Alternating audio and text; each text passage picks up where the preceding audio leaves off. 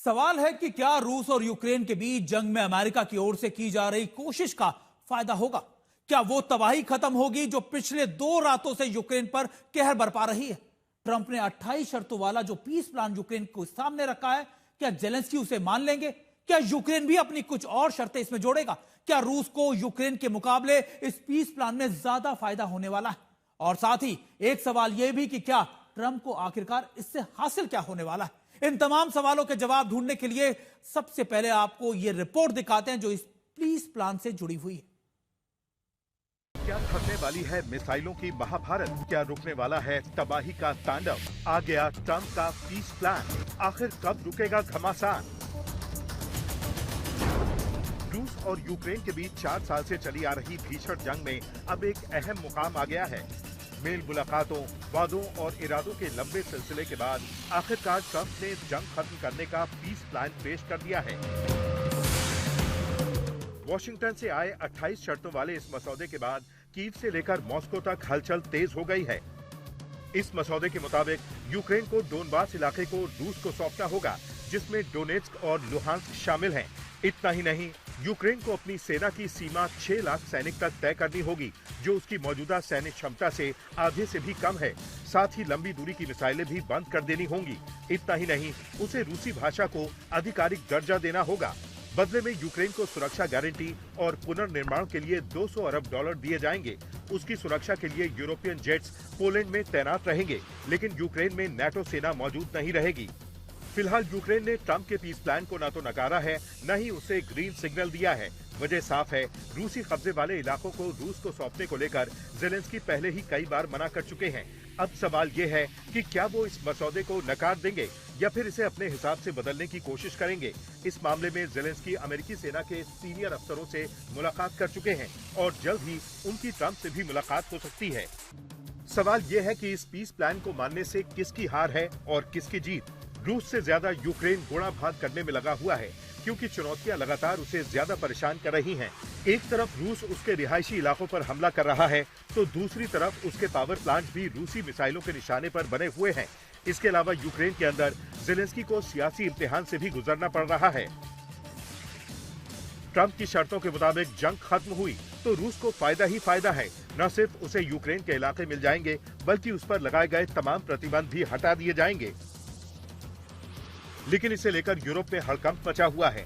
4 साल से तमाम यूरोपियन देश इस जंग में हर तरह से यूक्रेन को मदद कर रहे थे, सेना की भी, हथियारों की भी, पैसे की भी और हौसले की भी। अभी पिछले हफ्ते ही यूक्रेन ने अपनी आसमानी ताकत बढ़ाने के लिए फ्रांस से 100 राफेल लेने का समझौता किया है। फिलहाल यूरोप की बेचैनी भी लगातार बढ़ रही है। यूरोपियन संघ ने तो साफ कर दिया है कि ये पीस प्लान एक तरफा ज्यादा लग रहा है, क्योंकि ऐसा कोई सबूत नहीं है कि इसके लिए मॉस्को पर किसी तरह का कोई दबाव डाला गया है। कह तो फ्रांस ने भी दिया है कि शांति का मतलब सरेंडर नहीं है। आज तक ब्यूरो। दरअसल डोनाल्ड ट्रंप का यह पूरा प्लान ऐसा लगता है कि शायद सीधे तौर पर रूस को फायदा पहुंचाने वाला है, और उसके प्लान के साथ में डोनाल्ड ट्रंप ने जेलेंस्की को चेतावनी भी दे दी है कि यह प्लान आपको मानना ही पड़ेगा। लेकिन क्या जेलेंस्की मानेंगे? इन सवालों के जवाब देने के लिए हमारे साथ हमारे सहयोगी प्रणय उपाध्याय जुड़ गए। प्रणय, देखिए, जो पीस प्लान के सारे क्लॉज हैं या फिर जो चीजें हैं, वो ऐसे लगता है कि वो वही बातें हैं जो व्लादिमीर पुतिन लंबे समय से कहते हैं, जो शर्तें लगातार वो यूक्रेन के सामने रखते हैं। तो ऐसे में सवाल यही कि जेलेंस्की क्या इन शर्तों को इस समय मानेंगे? बिल्कुल, इसे आप जो है $1 मिलियन क्या $1 बिलियन क्वेश्चन कह सकते हैं सुमित। और इसका जवाब आपको कहीं न कहीं जेलेंस्की की तरफ से आए ताजा बयान के अंदर नजर आता है। वो सीधे-सीधे इस चीज को स्वीकार रहे हैं कि यूक्रेन इस समय अपने इतिहास के सबसे मुश्किल दौर में खड़ा हुआ है, क्योंकि एक तरफ उसके सामने इस बात की चुनौती है कि उसका एक बड़ा मददगार अमेरिका लगातार इस चीज को लेकर दबाव बना रहा है कि शांति प्रस्ताव है जिसे उसे स्वीकार करना चाहिए। दूसरी तरफ उसके सामने इस बात का भी संकट है कि सर्दियां बढ़ती जा रही हैं, और ऐसे में जबकि रूस लगातार यूक्रेन के जो पावर प्लांट्स हैं, जो पावर एस्टैब्लिशमेंट्स हैं, उनको निशाना बना रहा है, पावर इंफ्रास्ट्रक्चर को निशाना बना रहा है, सर्दियां और गहरा सकती हैं, संकट और बढ़ सकता है। पिछले 2 हफ्तों के ही अगर आप आंकड़ों को देखें तो रूस ने जबरदस्त हमले किए हैं, जमीन के ऊपर भी रूस की पकड़ मजबूत हुई है। और ऐसे में जो 28 सूत्रीय प्लान है उसको लेकर 27 नवंबर की थैंक्स गिविंग की एक कथित तौर पर डेडलाइन की बात की जा रही है कि यूक्रेन को अपना जवाब देना होगा। जेडी वैंस का एक महत्वपूर्ण ट्वीट अब से कुछ घंटे पहले आया है, जिसमें उन्होंने कहा है कि कि हम किसी तरीके से ऐसी चीज किसी को थोपना नहीं चाहते हैं। हम चाहते हैं कि जो भी समाधान निकले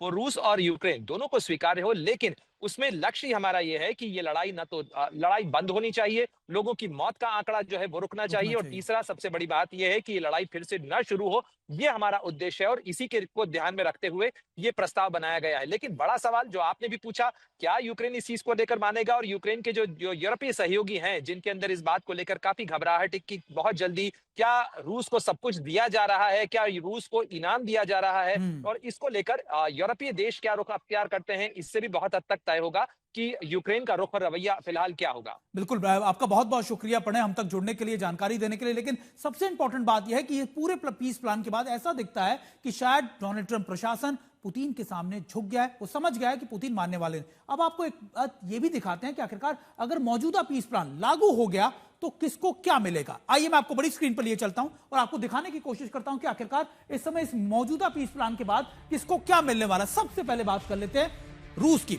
बात करें अगर रूस की तो कई इलाकों पर कब्जा हो जाएगा। रूस का जो बफर जोन बनाने की जो बात की जा रही है, रूस डोनबास, लोहांस और इन इलाकों के अंदर, पूरे इलाकों के अंदर 20% से ज्यादा इलाकों के अंदर अपना एक बफर जोन बना लेगा। कई इलाके स्ट्रेटेजिक तौर पर रूस के हाथ में आ जाएंगे। अब अंतरराष्ट्रीय प्रतिबंध भी हट जाएंगे, जो लगातार सैंक्शन अमेरिका की तरफ से लगाए जा रहे थे वो हट जाएंगे। अब यूक्रेन को क्या मिलेगा? यूक्रेन को मिलेगा जंग से मुक्ति, जंग रुक जाएगी और पुनर्निर्माण के लिए 100% मदद मिलेगी। ये कहां से मिलेगी? अमेरिका और नाटो मुल्कों से। यहां तक कि सबसे इंपॉर्टेंट बात यह है कि पूरी तरीके से आप कह सकते हैं कि यूक्रेन इस समय बर्बाद हो चुका, उसको रीबिल्ड करने में कई साल या फिर कई दशक भी लग सकते हैं। अब अमेरिका को क्या मिलेगा? अमेरिका जंग खत्म करने का श्रेय लेगा। डोनाल्ड ट्रंप कहेंगे देखिए उन्होंने एक बार फिर से एक बड़ी जंग को रुकवा दिया। सुरक्षा गारंटी के बदले पैसा कमाने का मौका भी सीधे तौर पर अमेरिका को मिलेगा, क्योंकि अमेरिका कई चीजों को लेकर सीधे तौर पर मानता है कि यूक्रेन में जाने के बाद उसकी इकोनॉमी को कई यूरेनियम, आप कह सकते हैं कई चीजों का सपोर्ट मिलेगा, मिनरल्स का, और वो सीधे तौर पर यूक्रेन का इस्तेमाल अपने लिए भी कर सकते हैं। और हमारे साथ हमारे दो खास मेहमान भी हमारे साथ जुड़ गए। मेजर जनरल संजय मैस्टन सर है और major general Bhishma Dayal sir भी हैं। सबसे पहले संजय मैस्टन सर, मैं आपकी तरफ रुख करता हूं। अभी इस पीस प्लान की जो सारे आप क्लॉज पढ़ लीजिए, शर्तें पढ़ लीजिए, वो सीधे तौर पर दिखाती है कि इसमें 0.1% भी रूस को नुकसान नहीं है। रूस जो बातें जंग के शुरुआत होने से पहले कह रहा था वही इस पीस प्लान का मसौदे में शामिल है। क्या इसको देखा जाए? बिल्कुल सुमित, ये पीस प्लान बिल्कुल वन साइडेड है। और अगर मैं इसको बहुत ब्लंटली बोलूं, ये यूक्रेन के तो बिल्कुल अगेंस्ट है और रशिया के टोटली फेवर में है। और ये साफ दिखता है कि यूक्रेन को ऐसा दर्जा दिया जा रहा है जैसे वो लड़ाई हार चुका है, क्योंकि 20% टेरिटरी सरेंडर करना और अभी भी डॉनबास के काफी इलाके यूक्रेन के कब्जे में हैं, उसको भी सरेंडर कर देना और तो इतनी सारी टेरिटरी यूक्रेन रशिया के हाथ में चली जाना, तो ये तो हार है। और दूसरा, जो सिक्योरिटी गारंटीज, नाटो फोर्सेज यहाँ डिप्लॉय नहीं होंगे, सिक्योरिटी गारंटीज तो कुछ मिले नहीं। ये सारी लड़ाई का मुद्दा ही शुरू हुआ था वो नाटो और सिक्योरिटी गारंटीज के लिए। तो loss of security guarantee, NATO में कोई एंट्री नहीं। और साथ में ये बोला गया कि पोलैंड में जहाज तैनात होंगे उनकी सुरक्षा कवर के लिए। ये तो बिल्कुल वन साइडेड है। तो मेरे को लगता है प्रेसिडेंट ज़ेलेंस्की और यूक्रेनी जनता के सामने आज सबसे बड़ा कठिन डिसीजन है। और क्या वो लड़ाई लड़ सकते हैं इसके आगे? बिल्कुल, क्योंकि देखिए लड़ाई, अब मेरे को नहीं लगता वो इतनी अभी उनकी लड़ने की काबिलियत है उनके पास, और जवान और ऑफिसर्स नहीं है लड़ने के लिए, मैन पावर की कमी है। सर इसमें हथियार अभी अमेरिका से इतने मिल नहीं रहे हैं, वादे तो बहुत होते हैं। तो हर लिहाज से यूक्रेन को अभी मेरे ख्याल ज़ेलेंस्की को अपनी जनता के साथ सलाह मशवरा करने के बाद शायद ये एक्सेप्ट करना पड़ेगा कि ये पीस प्लान है। लेकिन हाँ, वो कुछ शर्तें जरूर लगाना चाहेंगे। शर्तें ये हो सकती हैं कि हमारी चलो टेरिटरी तो जाएगी, लेकिन सिक्योरिटी, लेकिन सर का क्या होगा? अमेरिका वही बात कर रहा है। हमारे साथ विशंबर दयाल सर भी जुड़ गए। देखिए सर, सबसे बड़ा विशंबर सर सवाल यही है कि जेलेंस्की मानेंगे या नहीं मानेंगे। पहले के मुकाबले उनको सिर्फ हथियारों की जरूरत थी, लेकिन अब पिछले कई दिनों से, कई महीनों से जिस तरीके से रूस ने उनके ऑयल इंफ्रास्ट्रक्चर को टारगेट किया है, उनके लिए एक बड़ा मेजर कंसर्न अपनी ऑयल या पावर सप्लाई को मजबूत रखना है, फिर उसको रिवाइव करना भी है। और शायद इसीलिए एक बड़ी चुनौती जेलेंस्की के सामने इस समय यह भी खड़ी हो गई है। देखिए, पहली बात तो ये है कि जेलेंस्की जो है वो ओपनली इस प्लान को बिल्कुल एक्सेप्ट नहीं करेंगे, और ना ही जो जो अलाइज हैं उनके यूरोप में, जर्मनी, फ्रांस, इटली और इंग्लैंड, ये बिल्कुल इसको ओपनली एक्सेप्ट नहीं करेंगे, बिकॉज जैसे कि जन मेस्टिन कह रहे हैं, इसका मतलब एक कंप्लीट सरेंडर है। लेकिन एक रियलिज्म है, और रियलिज्म ये है 2014 से डोनेट्स्क और लुहांस्क का 50% इलाका जो था, डॉनबास का 50 say about 40% territory already Russian कब्जे में थी, और उसका कुछ भी कोई समाधान नहीं था यूक्रेन के पास।